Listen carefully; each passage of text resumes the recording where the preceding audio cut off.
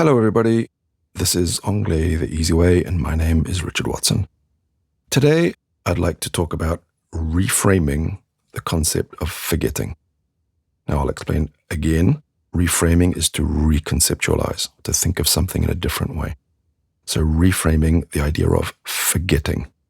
If you want, you could have a subtitle for this episode called The Secret Power of Forgetting. So the frustration with a leaky brain. Leaky is when something has a hole in it. There's a universal learner experience. You learn a new word on Monday, you feel great. On Tuesday, you try to use it, and it's gone. Your brain feels like a leaky bucket, a bucket with holes in it. And you think, my memory's terrible, I'm just not good at this. So the problem is we see forgetting as a direct sign of failure and a lack of process. But today, I'd like to convince you that forgetting is not your enemy. In fact, it's a necessary and even productive part of the learning process. Because the surprising truth is, it's the struggle to remember that actually builds real memory. Now, the old mindset was that forgetting is failure, right?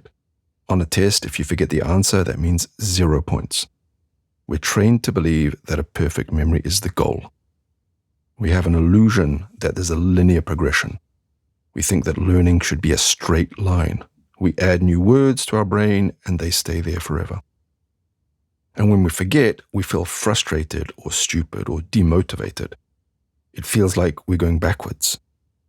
It's this kind of an emotional impact, right? Think of the example. A learner studies a list and learns 20 words of vocabulary.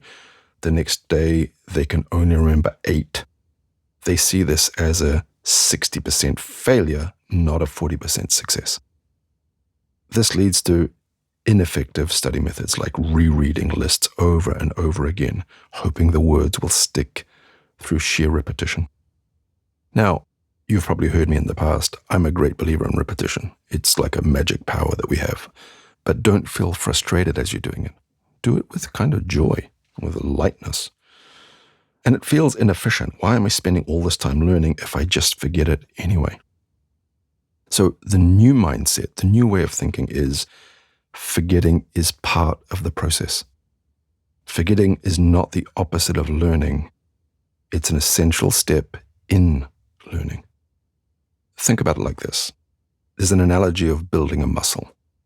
When you lift a weight, you're creating tiny tears in the muscle. You're breaking down the muscle. The muscle doesn't get stronger when you're lifting the weight. It gets stronger when it repairs the tears afterwards, when it reconstructs the muscle. So forgetting is the tear, right? The act of forgetting is like a tiny tear in your memory. And retrieval is the repair. The act of struggling to retrieve or to re-find that forgotten information is the brain's repair process.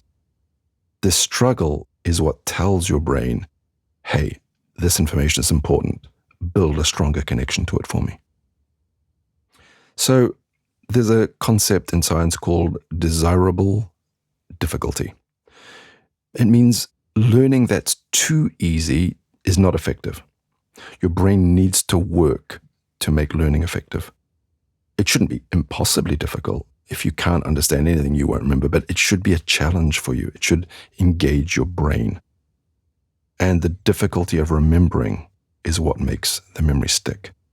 That's why flashcards work. You see the prompt, which is the front of the card. You forget the answer and you struggle. Then you flip the card and, that's where you make the memory. When you've been struggling and you get the reward of getting the answer. This is not at all like rereading. Rereading a list is easy. It feels productive, but it's passive. There's no struggle, so no strong memory is formed. So embrace the struggle. When you're searching your brain for a word, don't get frustrated. Get excited. You're in the middle of the most important part of the learning process. You're literally strengthening your brain. This is why spaced repetition systems are so effective. They're designed to show you a word just before you're about to forget it, which forces you to do that powerful retrieval work and go and find it. So we can stop seeing forgetting as a failure of our memory and start seeing it as a workout for our brain. The struggle is not a sign of weakness, it's a sign of learning in action. So here's your mission, the retrieval challenge. This week, I want you to actively practice retrieval. Take a short text or a podcast you've listened to with a voice that really appeals to you. Without looking at it, try to write down or say out loud 3 key ideas or words from it. It'll be hard. You'll have forgotten things, even if it's just after you've listened to it. Embrace that struggle. Then after you've tried, check it again, and you'll be amazed at how much better you remember it now. Remember, your brain's not a leaky bucket, it's a muscle. And forgetting is just the feeling of that muscle getting a good workout.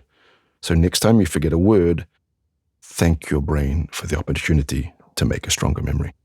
Anyway, that's enough for this week. I'll catch you next time. Don't forget to subscribe.